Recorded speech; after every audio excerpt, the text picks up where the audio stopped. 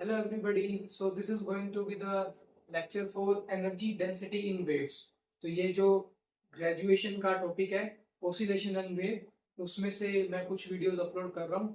सो मैंने अपलोड किया है introduction to waves, then speed of transverse wave, then what is longitudinal wave and how you find out the speed of longitudinal wave. और उसके बाद हमने किया था एनर्जी ट्रांसमिशन इन वेव, कैसे एनर्जी ट्रांसमिट कर रही है वेव में. सो वहां एग्जांपल लिया था ट्रांसवर्स वेव का. ठीक है, तो आज ये टॉपिक होने वाला है एनर्जी डेंसिटी इन वेव्स. तो एनर्जी डेंसिटी फाइंड आउट करने के लिए I will take the example of longitudinal waves. तो इससे पहले का जो लेक्चर अपलोड किया था that is speed of longitudinal waves, तो उसमें सबसे पहले इंट्रोडक्शन दिया था what is longitudinal wave and how to find out. तो एक बार वो वीडियो जरूर देख लेना, डेफिनेटली हेल्प करेगा इसके अंदर. सो मैं क्या करने वाला हूँ, एक लॉन्गिट्यूडनल वेव कंसीडर करने वाला हूँ. सो लॉन्गिट्यूडनल वेव का एग्जांपल है साउंड वेव. साउंड वेव कैसे ट्रैवल करती है? In form of compression and rarefaction. Compression and rarefaction. Compression क्या होता है? जहां पे पार्टिकल्स क्या होंगे, पास पास में पार्टिकल्स होंगे, पास पास में. So this is compression. Rarefaction like a broader region, थोड़ा बड़ा रीजन होता है. एंड यहाँ पे पार्टिकल्स थोड़े दूर दूर होते हैं, यहाँ पार्टिकल्स दूर दूर होते हैं. दैट मींस यहाँ number density, that is the number of particles per unit volume ज्यादा है, यहाँ number of particles per unit volume कम है. पार्टिकल्स पास में तो प्रेशर ज्यादा लगा रहे हैं, यहाँ प्रेशर कम है. So this is called compression region and this is called rarefaction region. ठीक है, सो ऐसे आपकी साउंड वेव ट्रेवल कर रही है and it is an example of longitudinal wave. तो मैं कंसीडर करूंगा लॉन्गिट्यूडनल वेव्स.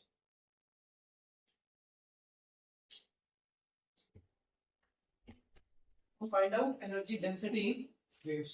ठीक है, सो क्या करेंगे लॉन्गिट्यूडनल वेव में? एक छोटा सा सिलेंडर कंसीडर करेंगे, एक छोटा सा सिलेंडर कंसीडर करेंगे, एक छोटा सा सिलेंडर कंसीडर किया है जिसका क्रॉस सेक्शनल एरिया है ए, जिसका क्रॉस सेक्शनल एरिया है ए. मान लेते हैं पहले वेव यहाँ, पहले वेव इस पॉइंट पे थी, ए पॉइंट पे. ठीक है, एक एंड ए, दूसरा एंड बी. तो ये डिस्टेंस मान लेते हैं इनके बीच का है डेल्टा एक्स. कितना डिस्टेंस है? Delta x. और इसको dx लिख देता हूं, dx. ठीक है, तो अगर मुझे वॉल्यूम निकालना है छोटे से एलिमेंट का, volume of small element A B, इस छोटे से स्मॉल एलिमेंट ए बी का वॉल्यूम कितना हो जाएगा? a into D X, that is area multiplied by its length. मैंने इसका वॉल्यूम निकाल लिया. अब क्या करना है, ये वेव डिस्प्लेस होगी, ये वेव डिस्प्लेस होगी ड्यू टू प्रेशर डिफरेंस. एक एंड पे प्रेशर कम है, दूसरे एंड पे प्रेशर ज्यादा है. इस प्रेशर डिफरेंस की वजह से ये वेव डिस्प्लेस होगी. ठीक है, ये मैंने अच्छे से करवाया हुआ है जब लॉन्गिट्यूडनल वेव्स का जो लास्ट लेक्चर था जिसमें हमने स्पीड निकाली थी, उसमें मैंने इलेबोरेट करके बताया था कि इस यहाँ प्रेशर है, तो डेरिवेशन किया था कंप्लीट. तो एक बार वो लेक्चर पहले देख लेना, ये देखने से पहले. सो अब क्या होगा, थोड़ा सा इस डायग्राम को बड़ा करके बनाते हैं ताकि क्लैरिटी के साथ दिख सके कि क्या हो रहा है. सो ये ऐसे सिलेंडर था जिसका क्रॉस सेक्शन एरिया ए था. ये ए पॉइंट है जहाँ पे वेव पहले थी, ये है बी पॉइंट जहाँ पे वेव का सेकंड एंड था. ठीक है, इनके बीच का डिस्टेंस है dx. ओके, यहाँ तक क्लियर है. अब ये वेव क्या करेगी? डिस्प्लेसमेंट. वेव क्या करेगी? डिस्प्लेस, आगे जाएगी. ठीक है, तो एक पॉइंट मान लेते हैं इधर आ गया, इस पॉइंट को मैं बोल देता हूँ ए डैश, और बी भी आगे चला गया, बी वाला एंड ये हो जाएगा बी डैश. ठीक है, इनके बीच का जो डिस्टेंस है वो मान लेते हैं ds है, where s is displacement of the wave, displacement of the wave. तो ये डिस्प्लेसमेंट है. ठीक है, एक बार मार्कर को थोड़ा एनर्जी दे देते हैं, इसकी एनर्जी खत्म हो गई है. सो मेरा जो डिस्प्लेसमेंट है वेव का उसको मैंने रिप्रेजेंट किया है एस से, और मेरी जो वेव आगे गई है उसकी वजह से जो डिस्प्लेसमेंट क्रिएट हुआ है दोनों एंड्स के बीच में, एक लेफ्ट हैंड एक राइट हैंड, उनके बीच का डिस्टेंस हो चुका है ds. तो मैंने छोटा सा डिस्टेंस जो उनका चेंज हुआ है वो मान लिया ds and s is the displacement of the wave. इस डिस्प्लेसमेंट ऑफ द वेव की इक्वेशन होती है इस डिस्प्लेसमेंट ऑफ द वेव की इक्वेशन रहती है s is equal to s naught sine omega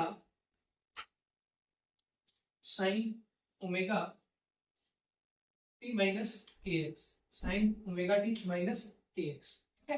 but मुझे रिप्रेजेंट करना है इसको इन टर्म्स ऑफ वेलोसिटी, तो मैं क्या करूंगा, एस नोट साइन ओमेगा को बाहर लूंगा, टी माइनस के बाई ओमेगा, के बाई ओमेगा, तो it will become S note sign omega T minus के की जगह रखूंगा 2 पाई बाई लैम्डा, ओमेगा की जगह रखूंगा 2 pi by T into x. So 2 pi will cancel. It will be t by lambda. हमें पता है कि अगर एक वेव लैम्डा डिस्टेंस ट्रेवल करती है t टाइम पीरियड में, तो उसकी वेलोसिटी क्या होती है, lambda by t।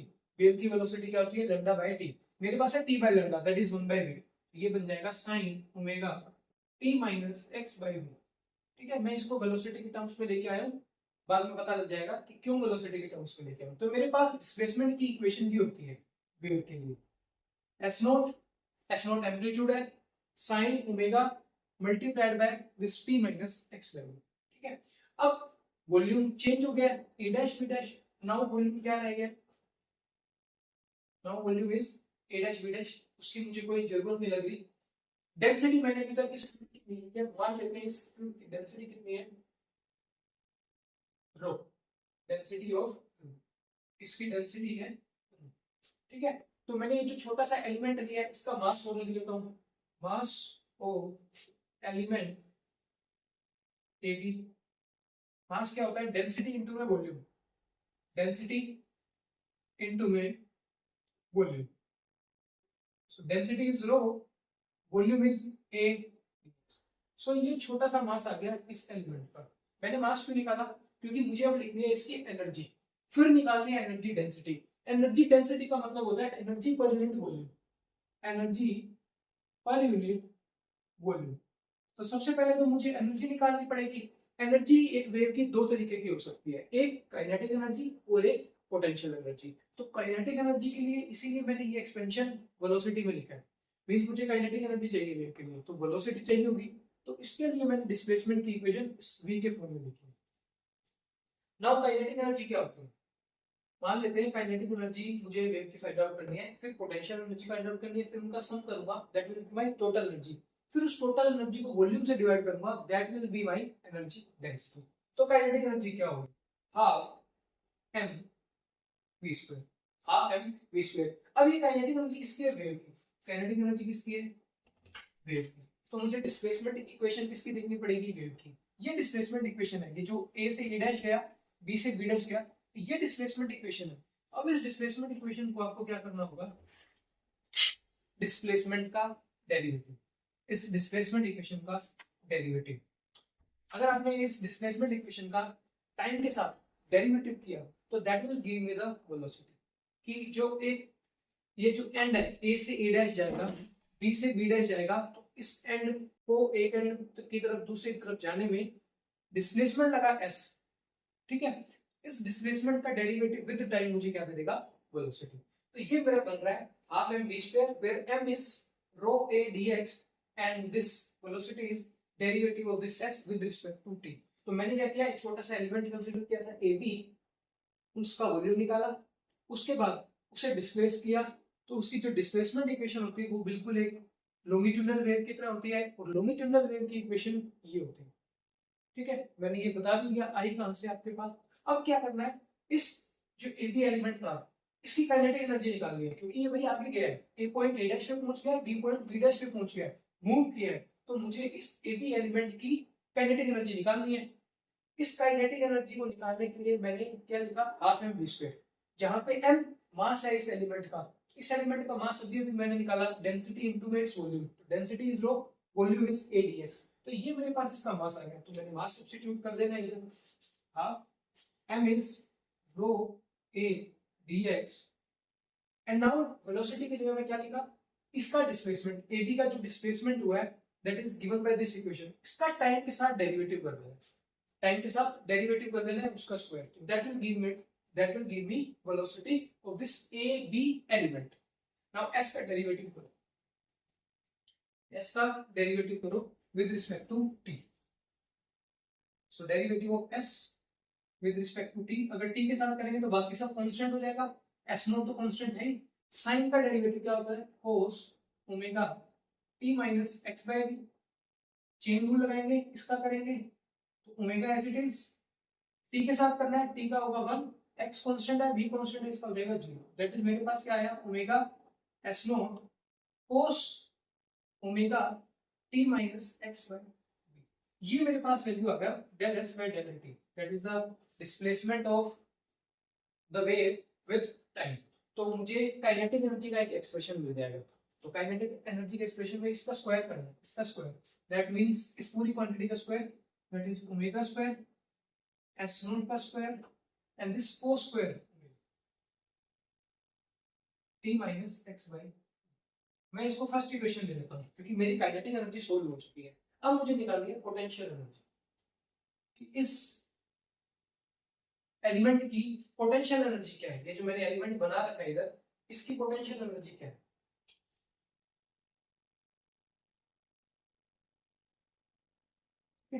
Now potential energy, potential energy का तुम्हें फॉर्मूला ध्यान होगा, U is written in terms of force times displacement, F dot dx, उसका इंटीग्रेशन, उसका integration that is minus F dot dx where F is the force and जहां भी displacement हो रही है, ठीक है। तो मेरी डिस्प्लेसमेंट कहां हो रही है, S, जो कि डिस्प्लेसमेंट ऑफ द वेव है। S क्या है, displacement of the wave, displacement of the wave.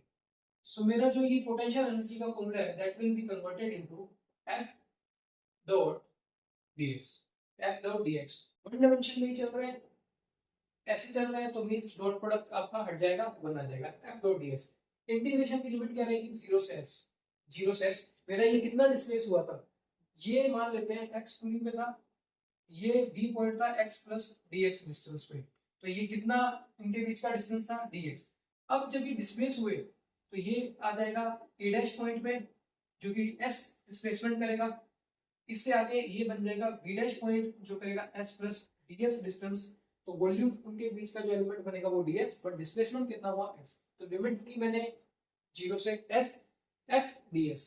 f लिख रहे हैं, f is mass times acceleration, f is mass times acceleration, क्योंकि अब ये ए बी एलिमेंट मूव कर रहा है। वेलोसिटी तो मैंने निकाल दी del s by del t, acceleration भी कुछ होगा इसका, मास मैंने निकाल रखा है इसका, मास ये रहा rho a dx, rho a dx।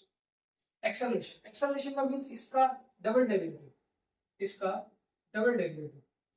तो सिंगल डेरिवेटिव तो ये रहा omega s naught, single derivative लिख लेते हैं, omega s naught cos omega t minus x by v। मुझे इसका एक और बार डेरिवेटिव करना है, तो मैं एक और बार डेरिवेटिव करता हूँ, रो a dx।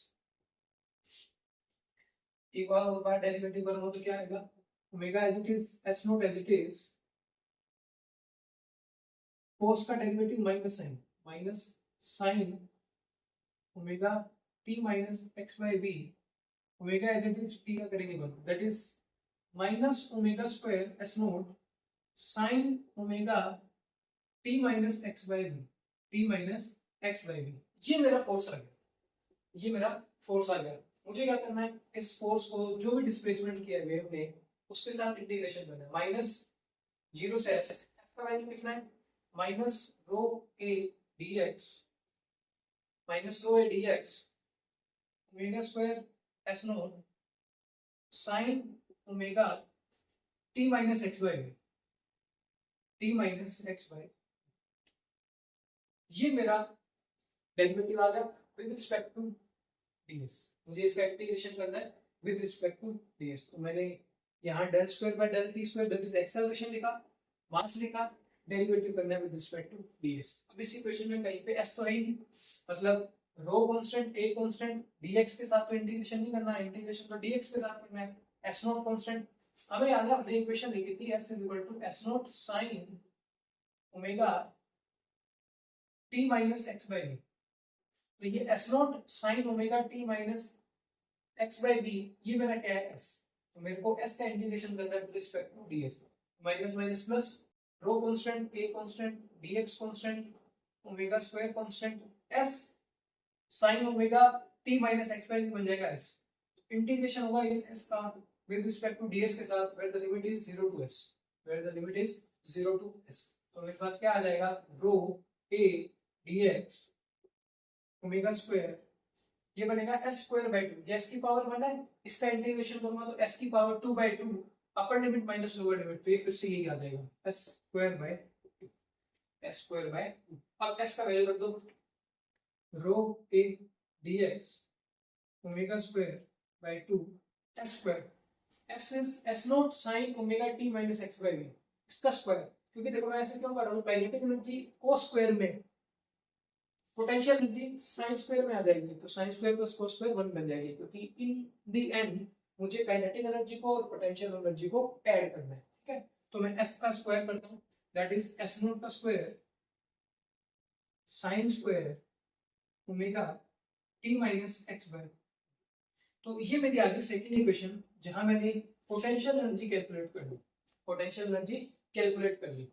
अब मुझे फाइंड आउट करनी है total energy, that is the sum of kinetic plus potential, यानी कि इक्वेशन 1 को और इक्वेशन 2 को ऐड करना है।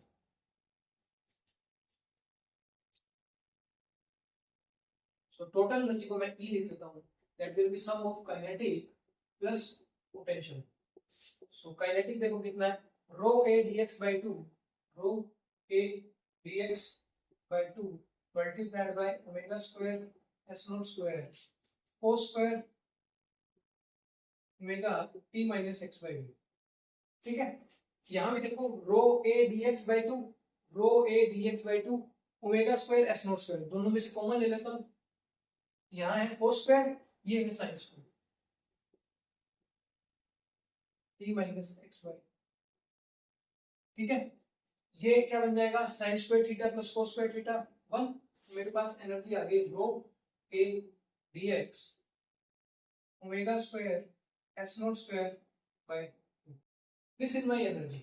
मुझे क्या निकालना है, energy density, that is energy पर यूनिट वॉल्यूम, इसको मुझे वॉल्यूम से डिवाइड करना है, वॉल्यूम से डिवाइड करना है। मेरे ए बी एलिमेंट का वॉल्यूम कितना था, ए बी एलिमेंट का वॉल्यूम कितना था, A D X, A B element का वॉल्यूम कितना था, A D X, half rho A D X omega square S naught square by volume of my A B element was A D X. So ये cancel होता है और मेरे पास energy density का एक्सप्रेशन आ जाता है, इसको कई बार इस सिंबल से लिखते हैं energy density. So it become half rho omega square S naught square. So हमें डायरेक्ट दिख रहा है that this energy density is proportional to amplitude का स्क्वायर, एम्पलीट्यूड का स्क्वायर। काफी बार जब एसएचएम किया था तो उसमें ये यूज किया था, जब ड्राइवन हार्मोनिक ऑसिलेटर किया था, डैम्प्ड हार्मोनिक ऑसिलेटर किया था, तो बार बार एक टर्म आई थी, energy is proportional to square of the amplitude. तो यही बात यहाँ आ रही है, that is the energy density is directly proportional to amplitude का स्क्वायर। जो भी मेरी वेव का एम्पलीट्यूड था, वेव की इक्वेशन थी s is equal to s naught sin omega t minus x by v। So यहाँ देखो उस एम्पलीट्यूड के प्रोपोर्शनल आ रही है एनर्जी। सो ये था एनर्जी डेंसिटी इन वेव, जहां मैंने वेव कंसीडर की longitudinal, which is an example, उसका एग्जांपल मैंने लिया था sound wave example. So kinetic plus potential का समेशन किया, काइनेटिक एनर्जी निकाला, पोटेंशियल एनर्जी निकाला। सो फाइनली वॉल्यूम से डिवाइड करके I get this relation where the energy is proportional to square of the amplitude.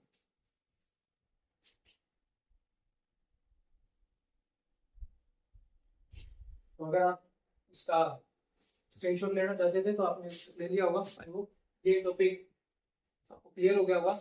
ऐसा ही मैंने एक टॉपिक एनर्जी ट्रांसमिशन का करवाया था, उसमें क्या किया था, मैंने ट्रांसफर वेव्स कंसीडर की थी और सिर्फ एनर्जी निकाली थी, बट यहाँ मैंने एनर्जी डेंसिटी निकाली है और जो इसमें वेव यूज किया है दैट इज लॉन्गिट्यूडनल।